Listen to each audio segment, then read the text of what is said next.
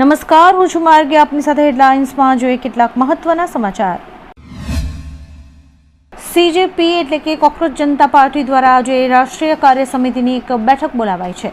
25મી જુલાઈના રોજ દેશવ્યાપી આંદોલન પાછું ખેંચ્યા બાદ કેન્દ્ર સરકારે આપેલા વચનોની વર્તમાન સ્થિતિની સમીક્ષા કરાશે. સીજેપી મુજબ સરકારે આશ્વાસનો પૂરા કરવા અંગે કોઈ માહિતી નથી આપી. જો સરકાર પોતાના વચનોથી ફરશે તો સંસ્થા દ્વારા ફરીથી શાંતિપૂર્ણ રીતે આંદોલન શરૂ કરાશે તેવી ચેતવણી પણ અપાઈ છે.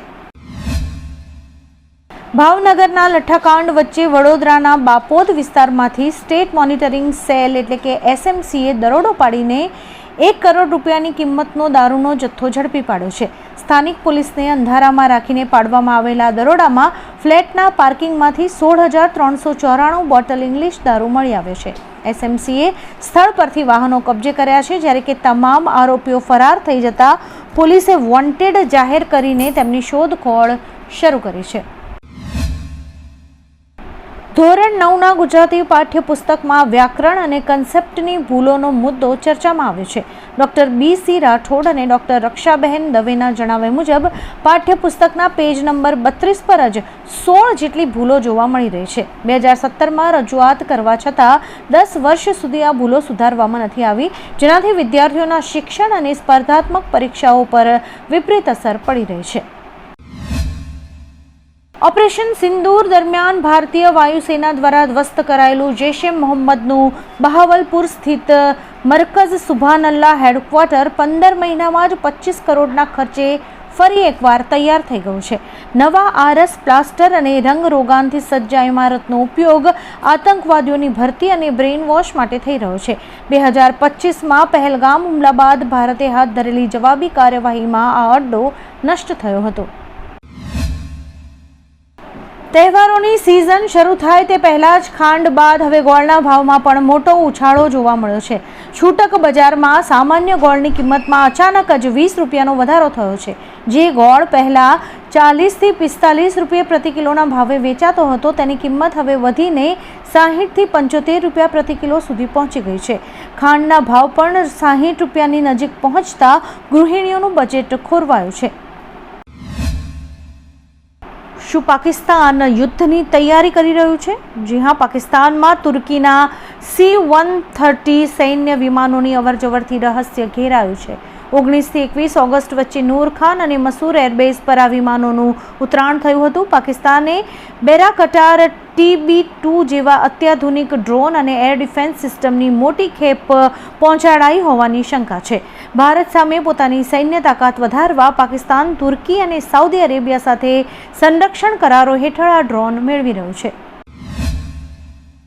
પાકિસ્તાનના પૂર્વ કેપ્ટન અને વડાપ્રધાન ઇમરાન ખાનને યોગ્ય તબીબી સારવાર મળે તે માટે વિશ્વભરના 21 પૂર્વ કેપ્ટન્સે શાહબાઝ શરીફ સરકારને પત્ર લખ્યો છે.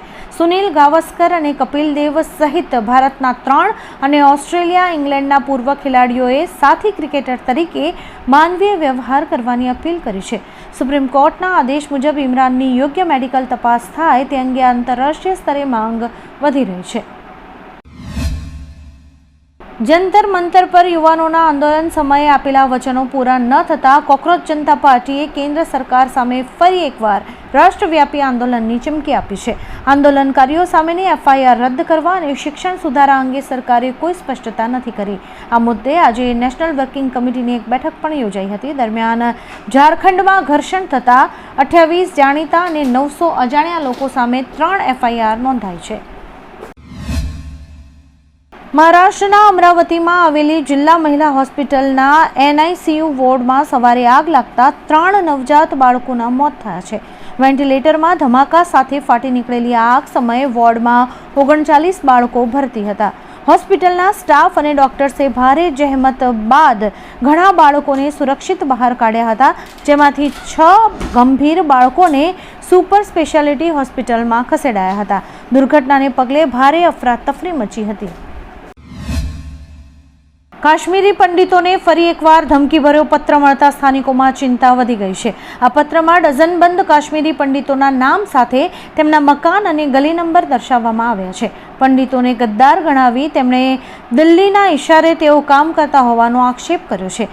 લશ્કરે તૈયબા સાથે જોડાયેલા સંગઠન યુનાઇટેડ લિબરેશન કાઉન્સિલ તરફથી આ પત્ર મોકલાયો છે. મહારાષ્ટ્રમાં નીટ અને ટેટ બાદ હવે નર્સિંગ પરીક્ષાનું પેપર લીક થયાનો એક મામલો સામે આવ્યો છે. પરભણીના ઇન્દિરા ગાંધી ANM નર્સિંગ શાળામાં પરીક્ષા દરમિયાન સુપરવાઇઝરે પ્રશ્નપત્રનો ફોટો પાડી વોટ્સએપ પર શેર કર્યો છે. આ મામલામાં હાલમાં 5 લોકો વિરુદ્ધ ગુનો નોંધાયો છે, જ્યારે કે 4 આરોપીની ધરપકડ કરાઈ છે. સુપરવાઇઝર રાખી ચૌહાણે પરીક્ષા શરૂ થયા પહેલા પેપરનો ફોટો પાડી તેની બહેનને મોકલ્યો હતો. સુરતમાં હીરા ઉદ્યોગપતિ અને રાજ્યસભા સાંસદ ગોવિંદ ધોળકિયાની SRK ડાયમંડ કંપની પાસેથી ₹25 લાખની ખંડણી માંગવાના ષડયંત્રનો પોલીસે પર્દાફાશ કર્યો છે. શેર બજારમાં 20 લાખ રૂપિયાનું નુકસાન થતાં દેવું ચૂકવવા માટે કંપનીના જ પૂર્વ કર્મચારીએ ભિક્ષુકના નામે સિમ કાર્ડ મેળવી ધમકીભર્યા ફોન કોલ્સ કર્યા હતા. પોલીસે ટેકનિકલ સર્વેલન્સ અને CDRના આધારે સુરેન્દ્રનગરથી આરોપીની ધરપકડ કરી છે. ભારત અને શ્રીલંકા વચ્ચે મેચ બીજા દિવસે શરૂ થઈ છે. પ્રથમ સેશનમાં ભારતે અત્યાર સુધીમાં 6 વિકેટ પર 307 રન બનાવ્યા છે. ટીમ ઇન્ડિયાએ પ્રથમ દિવસે 5 વિકેટ પર 300 રનના સ્કોર સાથે મેચ ખતમ કરી હતી. હવે ભારતની નજર મોટા સ્કોર પર છે, જ્યારે કે શ્રીલંકાની ટીમ ટૂંક સમયમાં વિકેટ લઈને દબાવ વધારવાનો પ્રયાસ કરશે. તમિલનાડુની વિજય સરકારે મહિલાઓ માટે મોટી જાહેરાત કરી છે. આગામી વર્ષ જાન્યુઆરીમાં પોંગલ પર્વ પર અન્નપૂર્ણી સુપર 6 યોજના શરૂ કરાશે, જે હેઠળ 2.5 લાખથી ઓછી આવકવાળા પરિવારોને વર્ષમાં 3 રસોઈ ગેસ સિલિન્ડર મફત અપાશે. યોજનાનો લાભ લગભગ 1.3 કરોડ તમિલ પરિવારને મળશે, જ્યારે કે 2 ઓક્ટોબરથી મહિલાઓ અને ટ્રાન્સજેન્ડર્સને રાજ્યની તમામ બસીસમાં મુક્ત યાત્રાની સુવિધા અપાશે. બહુજન સમાજ પાર્ટીના અધ્યક્ષ માયાવતીએ જાતિ આધારિત આરક્ષણની જગ્યાએ આર્થિક આધાર પર આરક્ષણ લાગુ કરવાની માંગનો વિરોધ કર્યો છે. તેમણે કહ્યું કે દલિત સદીઓથી જાતિવાદનો શિકાર રહ્યા છે. આવામાં આર્થિક આધાર પર આરક્ષણની માંગણી ઠીક નથી. વધુમાં માયાવતીએ જાતિવાદ પર BR આંબેડકરના વિચારોને ટાંકીને કહ્યું કે જાતિવાદ છોડવો જ સૌથી મોટી દેશભક્તિનું કાર્ય છે. ગૃહિણીઓના રસોડાના બજેટ બાદ હવે ચાની ચુસ્કી પણ મોંઘી થઈ ગઈ છે. અમદાવાદમાં છેલ્લા 10 દિવસમાં ખાંડનો ભાવ 45 રૂપિયાથી વધીને 70 ને પાર પહોંચી જતા ચા અને કોફીની કિંમતમાં 5 રૂપિયાનો વધારો કરાયો છે. અગાઉ 10 રૂપિયામાં મળતી અડધી કટિંગ ચા હવે 15 રૂપિયામાં અને 15 રૂપિયાવાળી કોફી 20 રૂપિયામાં મળશે. ખાંડ, દૂધ અને ગેસના ભાવ વધારાને કારણે સામાન્ય ગ્રાહકો તથા શ્રમિકો પર આર્થિક બોજ વધ્યો છે. પશ્ચિમ આફ્રિકાના દેશ ગિનીની રાજધાની કોનાક્રીમાં ભારે વરસાદ વચ્ચે કચરાનો વિશાળ ડુંગર ધસી પડતા એક મોટી દુર્ઘટના સર્જાઈ છે. દાર એસ સલામ વિસ્તારમાં બનેલી આ ઘટનામાં ઓછામાં ઓછા 30 લોકોના મોત થયા છે, જ્યારે કે 6 લોકો ગંભીર રીતે ઘાયલ થયા છે. તે સિવાય 22 અન્ય લોકોને નાની મોટી ઈજાઓ પહોંચી છે. સરકારે સોશિયલ મીડિયા પર આ દુર્ઘટના અંગે મોટી માહિતી આપી છે. આવા જ કેટલાક રસપ્રદ સમાચારો નિહાળવા માટે અમારી YouTube ચેનલને લાઇક, શેર અને સબસ્ક્રાઇબ કરો અને જોતા રહો હેડલાઇન્સ.